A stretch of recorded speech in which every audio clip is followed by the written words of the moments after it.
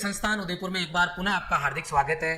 जैसा कि आप सभी जानते हैं, जेड 2023 का एग्जाम भी हो गया, रिजल्ट भी आ गया, काउंसलिंग प्रक्रिया कंप्लीट हो चुकी है। जी हाँ, सामान्य जो काउंसलिंग है वो आज आपकी कंप्लीट हो गई है। सर ये तो काफ़ी टाइम से चल रही थी, आज कैसे हुई कंप्लीट? क्योंकि आपको यहाँ पे दो ऑप्शन अपवर्ड के मिले थे। फर्स्ट लिस्ट में या तो आपको कॉलेज मिल गई थी या फिर नहीं मिली। यदि मिल गई थी तो आपके पास दो ऑप्शन थे, या तो आप कॉलेज एक्सेप्ट करते या अपवर्ड लगाते। फिर सेकंड में आपके पास सेम ऑप्शन थे, और फाइनली आज थर्ड लिस्ट जो है वो जारी हो चुकी है।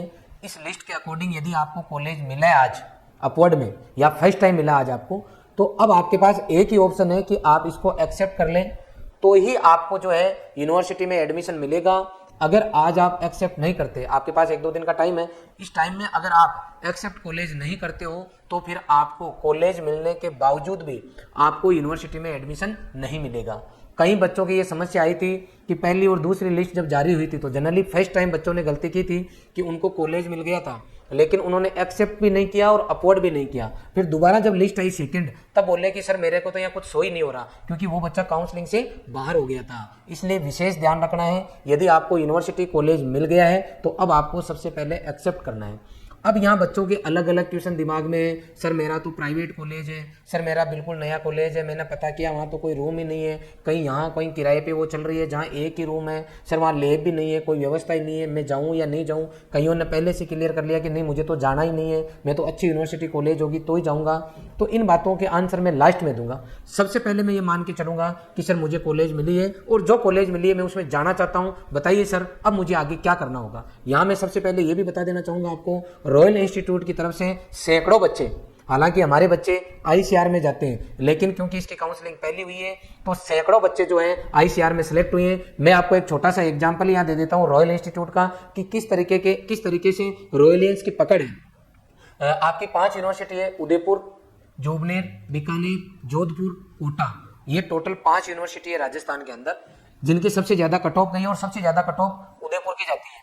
अब मैं आपको यहाँ बताना चाहूंगा कि उदयपुर में टोटल सीट 114 है, 114 सीट है रॉयल इंस्टीट्यूट की तरफ से। क्योंकि पहले सीयूटी के थ्रू बीएचयू की काउंसलिंग हो चुकी है, तो ज्यादातर बच्चे इस सीयूटी के अंदर जा चुके हैं। बीएचयू में 40+ बच्चों ने कट ऑफ क्लियर किया है, या तो वो सीयूटी में चले गए या फिर इससे ऊपर वाली जो यूनिवर्सिटीज है, जैसे आईआरआई है, आपका पीएयू है, एचएयू है, जीबीपीआरटी पंतनगर है, इन यूनिवर्सिटीज का ही बच्चे वेट कर रहे हैं। तो ये बच्चे तो काउंसलिंग में मैक्सिमम शामिल नहीं हुए। अब इन बच्चों को मैं निकाल दूं और उसके बाद में जो पीछे बच्चे बच गए अभी तक, इन 114 सीट में 35+ रॉयलियंस आ गए अभी तक। कितने बच्चे? 35+। अगर मैं इन बच्चों को इधर इंक्लूड कर लूं तो आधे से ज्यादा बच्चे आपको रॉयलियंस नजर आएंगे, आधे से ज्यादा बच्चे। लेकिन अभी भी इन बच्चों को नहीं काउंट करूं मैं अगर सबको, तो भी 35+ बच्चे अकेले रॉयल इंस्टीट्यूट से 2023 के अंदर आरसीए कॉलेज उदयपुर, राजस्थान की टॉप यूनिवर्सिटी जहां 114 सीट है, वहां रॉयल के गए, और इनमें अराउंड 15+ बच्चे 12वीं के साथ में सेलेक्ट होके गए। अब आप ये देख सकते हो सीयूटी के अंदर जितने भी बच्चे 100% लेके आए थे, उनमें से 50% बच्चे रॉयलियंस हैं। ये तो है रॉयल का रिजल्ट, यहां बताना जरूरी था, इसलिए मैंने आपको बता दिया। अब अपन आगे डिस्कस करेंगे। अब आपको मान लो कॉलेज मिल गई, यूनिवर्सिटी मिल गई, तो सबसे पहले बात करेंगे अपन डॉक्यूमेंट्स की। उससे पहले एक और इंपॉर्टेंट बात करूंगा। कई बच्चों ने ये गलतियां की है कि सर मैं जब मेरा अभी अलॉटमेंट लेटर निकाल रहा हूं, अलॉटमेंट लेटर नहीं सर, मैं जब काउंसलिंग करा रहा हूं ना, तो इन डॉक्यूमेंट्स में मेरे क्या है कि ये पीएच वाला लिखा हुआ आ रहा है। सर मैंने डिफेंस वाला तो भरा ही नहीं था और मेरे डिफेंस प्रायोरिटी लिखी हुई आ रही है 8 नंबर। सर मैंने फॉर्म भरते वक्त तो नहीं किया था, अब मेरे अचानक आ रही है। फॉर्म भरते वक्त जब आप फॉर्म भराने गए थे ना, तब आपका दिमाग कहीं और था। या तो आप, मैं कहता हूँ हर बार की इमितर वालों को दे दिया कि भैया भर दो फॉर्म, जरूरत पड़े तो मुझे पूछ लो, वो बेचारा भरता गया और आप इधर वीडियो देखते रहे, यूट्यूब पर रील्स चलाते रहे, इंस्टा पे, इसलिए वो गलती हुई। चाहे आप कितने भी इंटेलिजेंट क्यों हो, अगर एक एक पॉइंट पे अगर काम नहीं करोगे और एक भी अगर स्किप कर दोगे तो समस्या आपकी 100% आ जाएगी। मैं हर वीडियो में कहता हूँ, हर बार कहता हूँ कि बेटा बड़ी मेहनत से पेरेंट्स जो है पैसे कमा रहे हैं, आपके लगा रहे, और उसके बाद में पता चलता है कि मेरे बच्चे ने तो ये गड़बड़ कर दी, तो दुख होता है। पेरेंट्स को तो होता ही है, कहीं ना कहीं हमारे को भी होता है। मैं कोई कमी छोड़ता नहीं हूँ, कितना भी अगर बिजी रहता हूँ, और मुझे लगता है यहाँ पे अपने को वीडियो बना के डालना चाहिए ताकि जिनको जानकारी नहीं है उन बच्चों को जानकारी मिल जाए, इसलिए मैं मेरी पूरी कोशिश करता हूँ। फिर भी कोई वापस बच्चे अगर स्टाफ में कहीं पर फ़ोन करें कि सर हम यहाँ से बोल रहे हैं, हमने ये गलती कर दी, तो फिर आप पूरा वीडियो देखा करो, मतलब ये वीडियो बनाने का पर्पज आपके लिए ही है। जो संस्थान में बच्चे पढ़ते हैं उनको तो हम साल भर वैसे ही बताते रहते हैं, लेकिन जो नहीं पढ़ते हैं या फिर किसी कारणवश नहीं जुड़ पाते हैं, वो बच्चे भी सेल्फ पढ़ के भी सिलेक्ट हो जाते हैं, लेकिन वो गड़बड़ कर लेते हैं। तो मैं चाहता हूँ गड़बड़ नहीं करें। और कई बार जो यहाँ पढ़ते हैं ना, वो भी सुना करते हैं या ओवर कॉन्फिडेंस में आके वो भी गड़बड़ कर लेते हैं, इसलिए सभी के लिए जरूरी है। अब सीधी सी बात करते हैं कि सर हमें कब जाना है। तो आपको 5 तारीख या 6 तारीख को जाना है, मतलब 5 को भी जा सकते हो और 6 को भी जा सकते हो। कि सर मैं 6 को चला जाऊं, फिर नहीं 5 को जाऊं। आपकी जगह जीएल सर होते हैं तो 5 तारीख को जाते, ताकि किसी भी तरह की कोई समस्या होती है तो कम से कम एक दिन मेरे पास रिजर्व रहता है। तो 5 अक्टूबर को आपको जाना चाहिए। किसी कारणवश नहीं जा पाते हो तो 6 भी आपके पास ऑप्शन है। टाइम है सुबह 10 से 5 बजे के बीच में। जब आप काउंसलिंग कराने जाओगे तो वहाँ आपको रिलेटेड आपके सीनियर्स मिलेंगे, सेकेंड ईयर 3rd ईयर के बच्चे।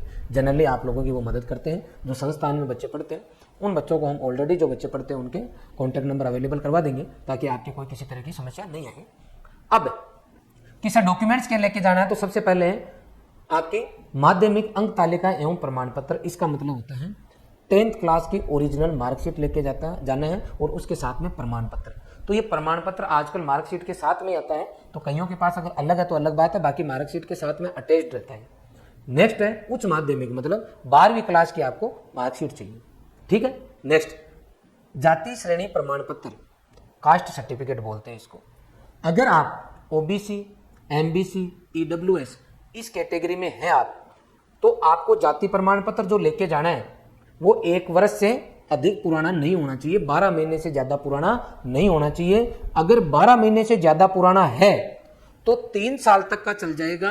एक एफिडेविट साथ में अटैच करके देना है, एक एफिडेविट देना आपको, तो उसके साथ में आपका ये 3 साल तक पुराना चल जाएगा। जीएल सर आपको कैसे पता चला 3 साल तक पुराना चल जाएगा? क्योंकि इन्होंने उस बुकलेट के अंदर दे रखा है, मेंशन कर रखा है। नेक्स्ट प्रवास प्रमाण पत्र, मतलब माइग्रेशन सर्टिफिकेट। सर ये मेरे समझ में नहीं आ रहा, कहाँ से मिलेगा? तो जहां से आपने 12वीं की है या फिर आप कॉलेज में हो, किसी कॉलेज में हो ऑलरेडी, आपने कहीं एडमिशन ले लिया था, अगर वहां से टीसी लाओगे तो वहीं से ये वापस मिलेगा। और अगर आपने 12वीं इसी साल की है तो 12वीं के साथ में आपके पास अवेलेबल है। 12वीं लास्ट ईयर की थी लेकिन कहीं पर एडमिशन नहीं लिया तो आप टीसी के पीछे देखना, आपको ये मिल जाएगा, स्कूल से मिलेगा ये आपको। फिर है स्थानांतरण प्रमाण पत्र, इसको टीसी बोलेंगे, ये टीसी आपको चाहिए होगी। ठीक है। 12th की मार्कशीट, माइग्रेशन सर्टिफिकेट, टीसी और एक करेक्टर सर्टिफिकेट नीचे आएगा। ये चारों डॉक्यूमेंट्स आपको 12वीं वाली स्कूल से मिलेगी। अगर लास्ट आपने जो है वहीं तक पढ़ाई की है तो पर्टिकुलर स्कूल में। अगर कॉलेज में एडमिशन ले लिया आपने तो ये आपको चीजें कॉलेज वाले देंगे जहां से आप छोड़ के आओगे। ठीक है बेटा। अगला है रक्षा, अर्धसैनिक, पुलिस के आश्रितों, विधवाओं के लिए प्रमाण पत्र, जो कि अपने पहले बात हो गई थी। जो आपकी जेईटी की बुकलेट है उसके ऊपर आपको पूरी डिटेल में ये जानकारी दी गई थी कि आपके कौन सी कैटेगरी लगती है। उसमें 5-7 कैटेगरी थी, लगभग 10-11, तो आप पे जो लगती है वो वाला सर्टिफिकेट आपको यहाँ पे लेके जाना है साथ में। ठीक है। अगला है शारीरिक रूप से विकलांग, मतलब जो पीएच कैंडिडेट है उनको 40% अधिक का आपका जो सर्टिफिकेट है वो आपको लेके जाना है। ये सभी डॉक्यूमेंट्स आपको क्या लेने हैं? ओरिजिनल लेने हैं, ओरिजिनल लेके जाना है बेटा साथ में। ठीक है। नेक्स्ट है आपका अंतराल शपथ पत्र, जिसको बोलते हैं गैप सर्टिफिकेट। ये एक एफिडेविट है, आपको एक एफिडेविट देना है 100 रुपये 50 रुपये के ऊपर कि जैसे मैंने 12वीं कर ली 2022 में और कॉलेज में मैं जा रहा हूँ 2023 में। इसका मतलब इन 12 महीनों में मैंने क्या किया कि कुछ नहीं सर, मैंने तो आपके यहाँ तैयारी की थी। तो आपको इस सर्टिफिकेट में जो आपका ये जो गैप सर्टिफिकेट आपका रहेगा उसके अंदर आपको लिख के देना है 50 या 100 रुपए के स्टैम्प के ऊपर कि सर मैंने इस दरमियान कुछ नहीं किया, केवल और केवल प्रतियोगी परीक्षा की तैयारी की थी, किसी संस्थान में मैंने प्रवेश नहीं लिया था, किसी कॉलेज में एडमिशन नहीं लिया था। ठीक है। नेक्स्ट है मूल निवास प्रमाण पत्र। मूल निवास प्रमाण पत्र भी, इसका भी आपको विशेष ध्यान रखना है। ये राजस्थान के बच्चे, उनको अपने राजस्थान का देना है। दूसरी जगह के अगर कोई बच्चे हैं, मान लो एमपी का है तो उसको एमपी का भी देना है, लेकिन यह कंडीशन ये लगेगी कि अगर आपने 11th 12th 10th 11th 12th ये तीनों अगर यहीं से किए राजस्थान से, तो उस टाइम आपकी जो मार्कशीट है वो आपका प्रूफ रहेगा साथ में, समझ गए? क्योंकि उस केस में आपको राजस्थान का काउंट किया जाएगा। ये कंडीशन है वहां पे। आपने उस टाइम तो लगा दिया कि हाँ मैंने जो है राजस्थान से की है, और फिर अगर आप इस कंडीशन को फुलफिल नहीं कर पाओगे तो ये फिर कंसिडर नहीं करेंगे। इसलिए इन्होंने यहाँ साफ सुथरा लिखा है कि एडमिशन टाइम आपने जो कंसिडर किया था वो आपको यहाँ शो करना होगा, हमें दिखाना होगा। इसके अलावा आधार कार्ड मेरे ख्याल से सबके पास होगा, वो आपको लेके जाना है। अगर नहीं हो तो आपका फोटो लगा हुआ कोई दूसरा सरकारी ID प्रूफ काम में आ जाएगा। नेक्स्ट है अंडरटेकिंग। ये एक फॉर्म है जो आपको वहाँ कॉलेज अवेलेबल कराएगा, उसी को भर के आपको सबमिट करवाना है। 4 पासपोर्ट आकार की फोटो, छोटी वाली जो फोटो फॉर्म भरते वक्त, एप्लीकेशन फॉर्म भरते वक्त जो आपने लगाई थी वही फोटो यहाँ चाहिए, 4 चाहिए आपकी। अब कि सर मेरे पास तो है ही नहीं, वो तो खो गया, बैग ही खो गया मेरा तो पूरा ही, तो फिर लेटेस्ट दूसरी खिंचा के ले जाना। मैं ये नहीं कह रहा हूँ कि दूसरी लेके जाना है क्योंकि यहाँ लिखा हुआ नहीं है, लेकिन जनरल वे में कई बार ऐसा हो जाता है कि वो फॉर्म में जो अपलोड की थी एप्लीकेशन फॉर्म में वो अगर अवेलेबल नहीं हो तो करंट की फोटो चल जाती है। तो फर्स्ट प्रायोरिटी में आपको वही लेके जानी है। नहीं है तो ऐसा नहीं है कि मैं तो जाए एडमिशन लेने नहीं जा रहा भाई, मेरे पास तो फोटो नहीं है, ऐसा नहीं करना है, फिर करंट लेटेस्ट लेके चले जाना है। ठीक है। नेक्स्ट जो है वो है सीट आवंटन पत्र। सीट आवंटन पत्र का क्या मतलब हुआ? सीट अलॉटमेंट लेटर, जो कि अभी आप कुछ अमाउंट जमा करा के आपने प्रिंट आउट निकाला होगा, वो आपको लेके जाना है। अब जो डॉक्यूमेंट्स बता रहा हूं वो ज्यादातर अभी जेट जो आपकी वेबसाइट है उसमें अवेलेबल है, नहीं है अभी आपके पास तो अभी आप डाउनलोड कर सकते हो। कुछ टाइम बाद में वो हो सकता है हटा दिए जाए, इसलिए जो आज की डेट में जो वीडियो देख रहे हैं बच्चे उनको जरूरत पड़ेगी, इसलिए डाउनलोड करके रखें उनको। ठीक है, ठीक है। तो ये आ गया आपका सीट आवंटन पत्र। फिर अभ्यर्थी द्वारा भरा गया JET 2023 का आवेदन पत्र, मतलब एप्लीकेशन फॉर्म, वहां लिखा हुआ है एप्लीकेशन फॉर्म जो शुरू में भरा था वो वाला प्रिंट चाहिए। JET 2023 का प्रवेश पत्र, एडमिट कार्ड जिसको अपन बोलते हैं। फिर JET 2023 का संशोधित स्कोर कार्ड। देखो ये वर्ड क्यों आया यहाँ पे, क्योंकि जेट का रिजल्ट 2 बार आया था, तो वो दूसरी बार वाला है वो चाहिए। अरे सर मेरे पास पहले वाला है वो चल जाएगा, क्योंकि उसमें चेंज हुए थे कुछ नंबर, इसलिए वो दूसरा वाला ही मान्य होगा, फाइनल वही है, इसलिए विशेष लिखा है इन्होंने।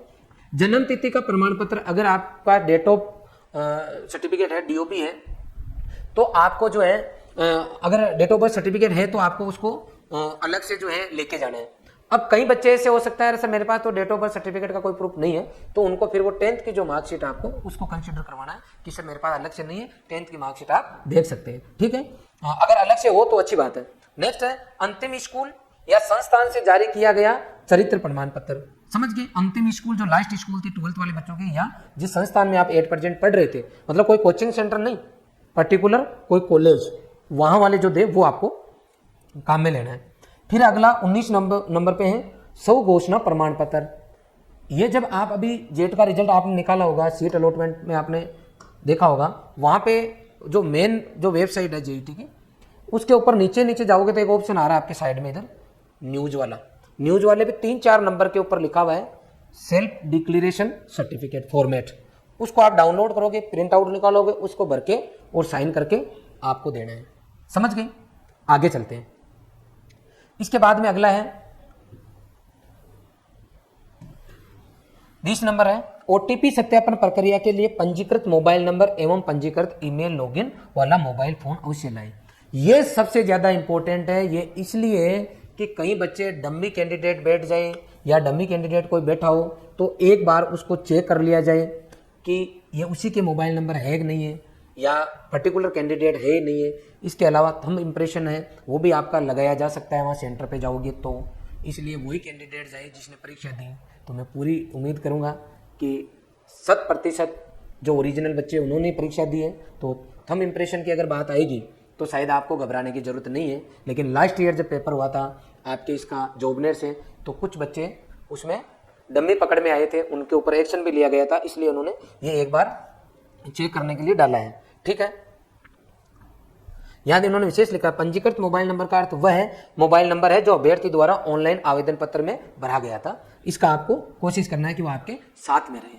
समझ गए, ये डॉक्यूमेंट्स लेके आपको जो है अपनी पर्टिकुलर यूनिवर्सिटी पे, कॉलेज में समय पर जाना है, समय का विशेष ध्यान रखना है और लगातार आपको टच में रहना है आपके सीनियर से या यूनिवर्सिटी कॉलेज में जो भी मिलने वाले हैं उनसे, ताकि किसी तरीके की आपको समस्या नहीं आए। ये एक बहुत बड़ा काम नहीं है लेकिन इम्पोर्टेंट है, जिम्मेदारी वाला काम है। बड़ा तो नहीं है लेकिन जिम्मेदारी वाला काम है। अगर इसमें लापरवाही होगी, कहीं पर भी आपने गड़बड़ कर दी। दूसरी चीज़, डॉक्यूमेंट जब लेके जाते हो तो आप ओरिजिनल लेके जाओगे। ऑटो में, बाइक में, बस पे, कहीं पर भी, बाइक के ऊपर या बस में कहीं पर भी आप बैठते हो, उतरते हो तो ध्यान रखना उस बैग का कि वो है का, क्योंकि कई बार ये एडमिशन कैंसिल होगा तो बहुत बात की बात है, लेकिन कई बार दोबारा बनाते हैं ना तो बहुत ज़्यादा खर्चा भी आ जाता है और समस्याएं भी आती है। तो इसको मतलब इसको यूँ बोल सकते हैं कि बचाव उपाय है। आपको इस जगह जो है सावधानी बरतनी है, कोई भी आपकी तरफ से गलती नहीं करनी है, हर चीज़ को अच्छे से पढ़ना, उसके अकॉर्डिंग आपको अपना काम करना है। क्लियर हो गया? अब आगे कि सर अगर मैं ये कॉलेज जो मुझे मिला है अगर मैं नहीं जाऊँ तो क्या मैं पार्टिसिपेट कर सकता हूँ स्पोर्ट काउंसलिंग में?